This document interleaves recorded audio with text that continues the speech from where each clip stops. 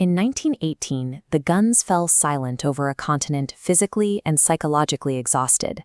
Millions of lives were lost, and cities that had stood for centuries were reduced to shattered stone and twisted metal. Out of this widespread ruin, a dangerous vulnerability emerged. While the surviving democracies tried to rebuild, a radical, violent ideology began to incubate simultaneously in two deeply wounded nations. In Italy, Benito Mussolini packaged this post-war desperation into a movement he called Fascism. He stood before a weary public and offered them an illusion of strength, promising to restore the glory of the ancient Roman Empire. Hundreds of miles away, Adolf Hitler was meticulously drafting a colder, bureaucratic blueprint for Germany, what he envisioned as a pure, unstoppable Third Reich.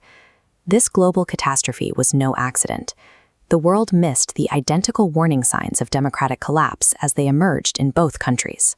The resentment started at the peace table in 1919. The Allies had made vast territorial promises to Italy through the secret Treaty of London to get them into the war. When peace was signed, those promises were abandoned, leaving Italians feeling betrayed and humiliated. This diplomatic insult compounded a severe domestic crisis. Italy was economically hollowed out. The government was spending vastly more money than it brought in through national income, plunging the working class into severe poverty. Germany was facing its own manufactured ruin.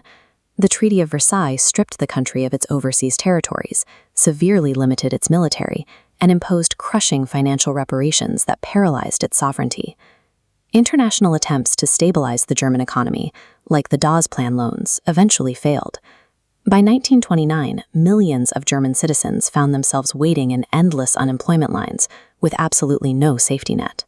It was exactly this atmosphere of despair that Hitler capitalized on. While sitting in a cell at Landsberg prison for a failed coup, he authored Mein Kampf, laying out a literal instruction manual for weaponizing the nation's anger.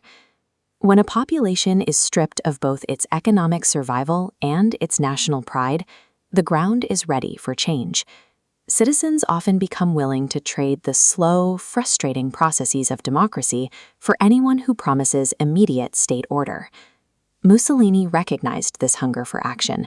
He abandoned his roots as a socialist journalist and rebranded himself as the militant commander of a brutal paramilitary force known as the Blackshirts. In October 1922, he mobilized thousands of these armed men and marched directly on Rome. It was a highly organized display of physical intimidation, designed to bypass the voting booth. Mussolini presented King Victor Emmanuel III with a blunt ultimatum: hand over the government or watch the country tear itself apart in civil war. The king capitulated. Once inside the halls of power, the new regime moved with terrifying speed. Mussolini outlawed opposing political parties, crushed dissenting newspapers, and abolished the trade unions that could strike against him. He projected the image of an action-oriented leader who could finally restore order. In this atmosphere of fear, the public was persuaded to trade their civil liberties for the promise of national stability. Hitler watched Mussolini's success closely. To build false trust with the German working class, he continually referenced his World War I Iron Cross commendation, using his military record to legitimize his extreme political movement. He built his own paramilitary wing, the Brownshirts. They flooded the streets of Berlin, using direct physical violence to break up rival political meetings and terrorize anyone speaking out. The parallels were striking. Both movements relied heavily on violent paramilitary enforcers, Mussolini's Blackshirts and Hitler's Brownshirts, using uniform intimidation to dismantle civil discourse. But the actual German takeover was a bureaucratic procedure. Through a series of backroom deals and intense political pressure, Hitler legally outmaneuvered his rivals and was formally appointed Chancellor of Germany in 1932. The greatest danger of totalitarianism is its ability to navigate the legal and bureaucratic frameworks of a democracy, using those very systems to dismantle it from the inside. Within months of taking office, the Nazi government suspended the constitutional rights of its citizens. The Weimar Republic was formally dissolved, and the absolute authority of the Third Reich was established. The regime systematically eradicated independent thought. Across Germany, thousands of books containing dissenting ideas, philosophy, and art were thrown into massive nighttime bonfires, turning cultural destruction into a public spectacle. They then codified their hatred into law. The anti-Jewish laws were enacted, utilizing the legal system to formally strip Jewish citizens of their basic rights, their property, and eventually their German citizenship.